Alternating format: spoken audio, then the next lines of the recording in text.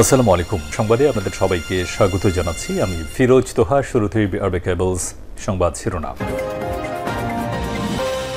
জানিয়ে দিব সর্বশেষ গুরুত্বপূর্ণ আপডেট বাংলা সংবাদ। শুরুতে জানিয়ে দিব ঢাকা ইউনিভার্সিটি টিএসসিতে পুলিশের সাউন্ড গ্রেনেডে ছত্রভঙ্গ আন্দোলনকারীদের মিছিল। কোটা সংস্কারের দাবিতে আন্দোলনকারীদের একটি দল ঢাকা বিশ্ববিদ্যালয় শহীদুল্লাহ হলে গেট থেকে বেরিয়ে টিএসসি পর্যন্ত চলে আসে। সেখানে দায়িত্বে থাকা আইনশৃঙ্খলা রক্ষাকারী বাহিনীর সদস্যরা তাদের লক্ষ্য করে সাউন্ড গ্রেনেড ছোড়ে।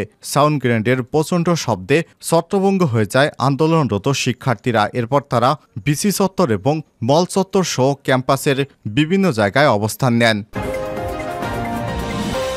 এদিকে বায়তুল মোকাররমে গায়েবানা জানাজা শেষে বিএনপির মিছিলে পুলিশের বাধা। বায়তুল মোকাররম মসজিদে গায়েবানা জানাজা শেষে বিএনপি সহ বিভিন্ন রাজনৈতিক দলের নেতাকর্মীরা একত্রিত হয়ে মিছিল বের করলে তা ছত্রভঙ্গ করে দিয়েছে পুলিশ। জানিয়ে দিব ব্রাহ্মণবাড়িয়ায় কোটা আন্দোলনকারীদের সঙ্গে ছাত্রলীগের পাল্টাপাল্টি ধাওয়া। এদিকে মেয়ে শিক্ষার্থীদের উপর হামলা। সভ্য গণতান্ত্রিক দেশে এটি ঘটতে পারে না। কোটা সংস্কারের দাবিতে গড়ে ওঠা ছাত্র আন্দোলন সারা দেশে ছড়িয়ে পড়েছে। দেশের বিভিন্ন বিশ্ববিদ্যালয় এবং কলেজের শিক্ষার্থীরা দলমত নির্বিশেষে এসব আন্দোলনে অংশ নিচ্ছেন এবং তাদের পক্ষ থেকে ঘোষণা এসেছে দাবি পূরণ না হওয়া পর্যন্ত তাদের আন্দোলন চলবে। আন্দোলনরত এসব শিক্ষার্থীদের এক দফা এক দাবি সরকারের নির্বাহী বিভাগের কাছে, কিন্তু তাদের উপর যেভাবে হামলা করা হচ্ছে এটা কোনো সভ্য গণতান্ত্রিক দেশে হতে পারে না। জানিয়ে দিব জবির হল প্রভোস্টের কক্ষে তালা দিলেন ছাত্রীরা। জগন্নাথ বিশ্ববিদ্যালয় ছাত্রী হলের প্রভোস্ট এবং হাউস টিটরের কক্ষে তালা দিয়ে অবরুদ্ধ করেছেন ছাত্রছাত্রীরা। এবং সর্বশেষ জানিয়ে দিব লঙ্কান সাবেক অধিনায়ককে গুলি করে হত্যা। মর্মান্তিক এক দুর্ঘটনা ঘটে গেল শ্রীলঙ্কায়। দেশটির সাবেক অনূর্ধ্ব-19 ক্রিকেট দলের অধিনায়ক ধম্মিকা নিরোশানাকে গুলি করে হত্যার অভিযোগ উঠেছে। আজ রাতে সাবেক ক্রিকেটারের কান্দা মাথোয়ার বাসভবনে এই দুর্ঘটনা ঘটে বলে জানিয়েছে দেশটির গণমাধ্যম। এই ঘটনার সময় স্ত্রী এবং 2 সন্তান সহ বাড়িতে ছিলেন বলে জানিয়েছে দেশটির কয়েকটি শীর্ষস্থানীয় গণমাধ্যম। প্রিয় দর্শক, এতক্ষণ শুনছিলেন সংবাদ শিরোনামে, এবারে বিস্তারিত। তবে তার আগে বন্ধুরা, আপনি কোন স্থান থেকে আমাদের সংবাদটি দেখছেন কমেন্ট করে জানিয়ে দিন বন্ধুরা এই সংবাদ সম্পর্কে আপনার মূল্যবান মতামত। আর বন্ধুরা, এই সংবাদটিতে একটি লাইক দিন। এই চ্যানেলে নতুন হয়ে থাকলে চ্যানেলটি সাবস্ক্রাইব করে রাখুন, বেল বাটনে প্রেস করে দিন যাতে করে আমাদের লেটেস্ট আপডেট সংবাদগুলো সবার আগে আপনার কাছে পৌঁছে যায়। এবারে বিস্তারিত।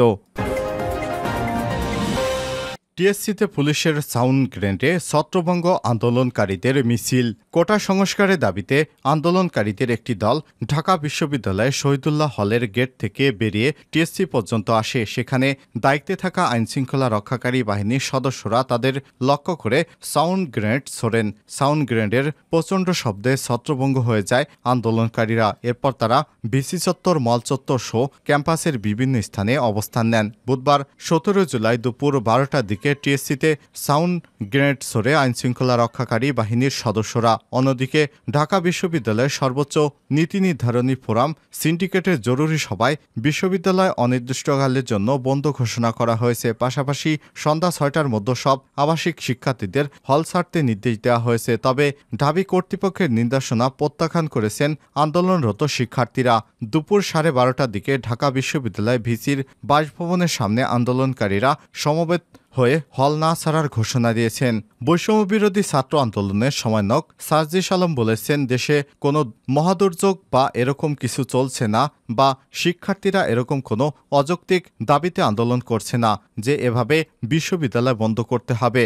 যৌক্তিক দাবিতে তারা আন্দোলন করছেন। হল ছাড়তে শিক্ষার্থীদের নির্দেশ দেওয়া মানে হলো আন্দোলনকে নষ্ট করা। আমরা এমন কোনো সিদ্ধান্ত মানব না, আমরা হল ছাড়ব না। আমরা আমাদের দাবি আদায় না হওয়া পর্যন্ত যৌক্তিক আন্দোলন চালিয়ে যাব ইনশাল্লাহ। এর আগে মঙ্গলবার আন্দোলনকারীদের সঙ্গে ছাত্রলীগ এবং পুলিশের সংঘর্ষে 6 আন্দোলনকারী নিহত হয়েছেন। এতে বিক্ষুব্ধ হয়ে ওঠে আন্দোলনকারীরা। মঙ্গলবার মধ্যরাত থেকে ঢাকা বিশ্ববিদ্যালয়ের মেয়েদের হলগুলো থেকে ছাত্রলীগ নেতাকর্মীদের বের করে দেয় আন্দোলনকারীরা। বুধবার 17 জুলাই সকালে ছেলেদের বিভিন্ন হলে ছাত্রলীগের কেন্দ্রীয় এবং শাখার নেতাকর্মীদের কক্ষে ভাঙচুর চালানো সহ তাদের জিনিসপত্র পুড়ে দিয়ে দিয়েছে বিক্ষুব্ধ ছাত্রছাত্রীরা। গতরাতে দেশের সব বিশ্ববিদ্যালয়ের শিক্ষাক্রম পরবর্তী নির্দেশ না দেওয়া পর্যন্ত বন্ধ রাখার নির্দেশনা দিতে উপাচার্যদের চিঠি দেয় বিশ্ববিদ্যালয় মঞ্জুরি কমিশন ইউজিসি।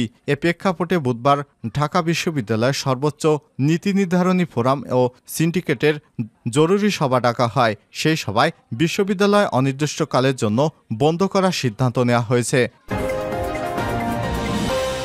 বায়তুল মোকাররমে গায়বানা জানাজা শেষে বিএনপির মিছিলে পুলিশের বাধা। বায়তুল মোকাররম মসজিদে গায়বানা জানাজা শেষে বিএনপিসহ বিভিন্ন রাজনৈতিক দলের নেতাকর্মীরা একত্রিতভাবে মিছিল বের করলে তা ছত্রভঙ্গ করে দিয়েছে পুলিশ। বুধবার 17 জুলাই বায়তুল মোকাররম মসজিদের উত্তর গেটে দিয়ে বের হওয়ার সময় এই পরিস্থিতি সৃষ্টি হয়।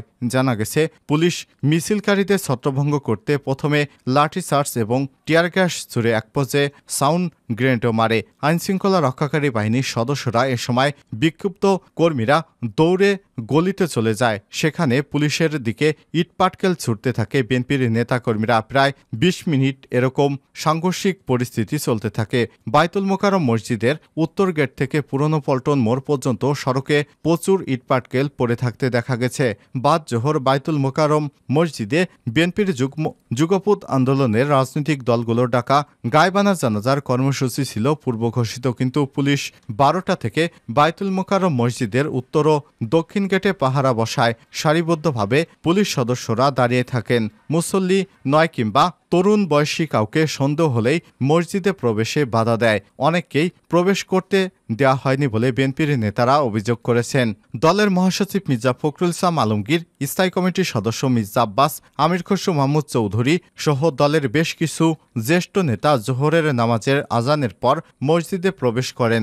নামাজ শেষে মূল মসজিদের বারান্দায় গায়বানা জানাজা অনুষ্ঠিত হয়। কোটা আন্দোলনকারীদের ছাত্রলীগ ও পুলিশের গুলিতে নিহত 7 শিক্ষার্থীর আত্মার মাগফিরাত কামনায় এই জানাজা কর্মসূচি দেয় বিরোধী রাজনৈতিক দলগুলো। ঢাকায় বায়তুল মোকাররমের মসজিদ সহ সারা দেশে এই কর্মসূচি ঘোষণা করা হয়। জানাজা শেষে বিএনপির মহাসচিব মির্জা ফখরুল ইসলাম আলমগীরের সঙ্গে কথা বলার পর নেতাকর্মীদের নিয়ে মসজিদ থেকে বের হন। এ সময় পুলিশ উত্তর গেট পুরোটা খুলে না দিলেও মুসল্লিরা পুরো গেট খুলে স্লোগান দিয়ে মিছিল নিয়ে সামনে এগোতে গেলে পুলিশ লাঠিচার্জ করে।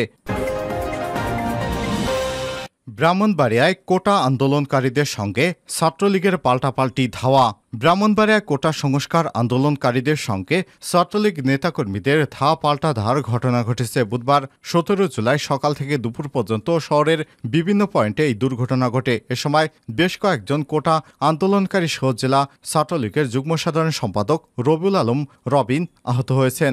জানা যায়, সারা দেশে কোটা আন্দোলনকারীদের উপর হামলার প্রতিবাদে সকালে ব্রাহ্মণবাড়িয়া সরকারি কলেজের সামনে সভা করে বিভিন্ন কলেজের শিক্ষার্থীরা। এ সময় সভাস্থলে অবস্থান নেয় ছাত্রলীগের বিপুল সংখ্যক নেতাকর্মী। তারা আন্দোলনকারীদের শান্তিপূর্ণভাবে কর্মসূচি পালনের আহ্বান জানান। তবে সভাস্থলের আশেপাশে এলাকায় অন্তত 15টি ককটেল বিস্ফোরণের খবর পাওয়া গেছে।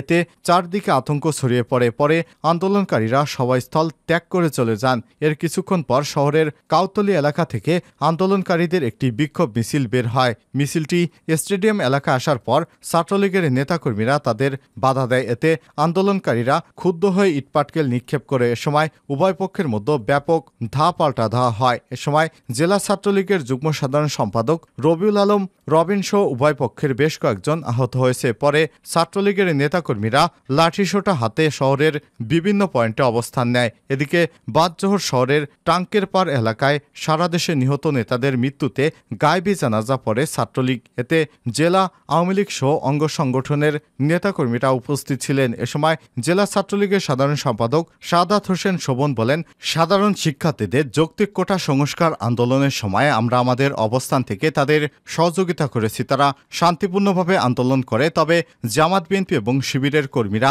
এই আন্দোলনকে ভিন্ন খাতে প্রবাহিত করার চেষ্টা করছে। দুপুরে তারা লাঠিসোঁটা ও ইটপাটকেল হাতে রাস্তায় নামে। এ সময় ছাত্রলীগের কয়েকজন কর্মী তাদের থামাতে গেলে তাদের হামলায় ছাত্রলীগের 2 নেতাকর্মী আহত হয়েছে। এ সময় তিনি বলেন, কোনো বিশৃঙ্খলা সৃষ্টি করলে তা প্রতিরোধ করা হবে। অতিরিক্ত পুলিশ সুপার সদর সার্কেল বিল্লাল হোসেন বলেছেন, আইনশৃঙ্খলা পরিস্থিতি নিয়ন্ত্রণে আছে পুলিশের। পুলিশ সদস্যরা মাঠে কাজ করছে। ককটেল বিস্ফোরণের ঘটনার তদন্ত চলছে।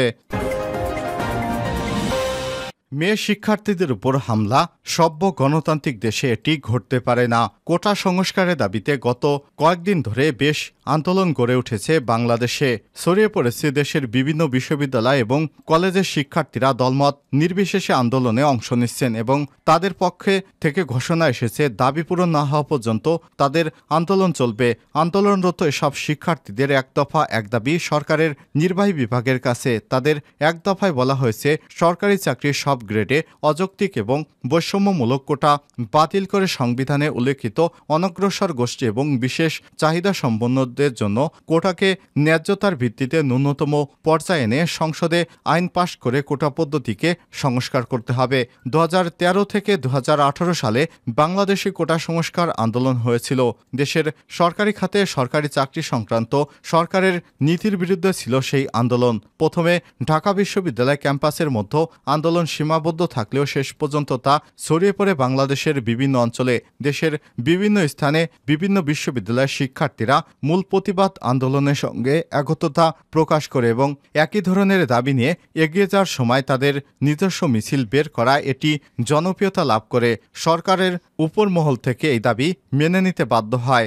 2024 সালেও কোটা সংস্কার আন্দোলন দেশব্যাপী ছড়িয়ে পড়েছে, কিন্তু আন্দোলনটিকে রাজনৈতিক এবং দমনের মাধ্যমে যেভাবে মোকাবেলা করার পথ সরকার বেছে নিয়েছে তা কোনোভাবেই কাম্য নয়। শিক্ষার্থীদের আন্দোলনকে আলোচনার মাধ্যমে সমাধানের পথে না গিয়ে সরকার ছাত্রলীগ সহ পুলিশ বাহিনীকে যেভাবে ব্যবহার করেছে তা অত্যন্ত দুঃখজনক। সাধারণত এমন আন্দোলন হলে মানুষ আলোচনা করতে চায়, বিষয়টি বুঝতে চায় এবং বোঝার চেষ্টা করতে চায়। সে পথ অনুসরণ না করে সরকার পুলিশ বাহিনী এবং ছাত্র সংগঠন ছাত্রলীগ কোটা সংস্কারের দাবিতে আন্দোলনরত নিরীহ শিক্ষার্থীদের উপর আক্রমণ চালানো হলো। মেয়ে শিক্ষার্থীদের উপর ছাত্রলীগের ছেলেরা যেভাবে হামলা করে আহত করেছে তা ন্যাক্কারজনক। আমরা ছবি ও ভিডিওতে তাদের হামলাগুলো দেখেছি। নিরীহ মেয়েগুলোদের রাস্তায় ফেলে লাঠি দিয়ে পেটানো হয়েছে, তাদের রক্তাক্ত করা হয়েছে। কোনো সভ্য সমাজে এটি কোনোভাবেই গ্রহণযোগ্য নয়। বাংলাদেশের প্রধানমন্ত্রী নারী হওয়া সত্ত্বেও এমন ঘটনা মেনে নেওয়া যায় না। এই ঘটনা পুরো নারী সমাজের জন্য অপমানজনক। আমি এর তীব্র প্রতিবাদ জানাই। এটি সভ্য গণতান্ত্রিক কোনো নিয়মের মধ্যে পড়ে না। নিবন্ধ, সাক্ষাৎকার, প্রতিক্রিয়া প্রভৃতিতে প্রকাশিত মতামত লেখকের নিজস্ব। দৈনিক কালবেলায় সম্পাদকীয় নীতির সঙ্গে নিবন্ধ এবং সাক্ষাৎকারে প্রকাশিত মত সামঞ্জস্যপূর্ণ নাও হতে পারে। প্রকাশিত লেখাটির ব্যাখ্যা, বিশ্লেষণ, তথ্যপত্র, রাজনৈতিক, আইনগত সহ যাবতীয় বিষয়ের দায়ভার লেখকের, দৈনিক কালবেলা কর্তৃপক্ষের নয়। এটি জানিয়েছেন খুশি কবির।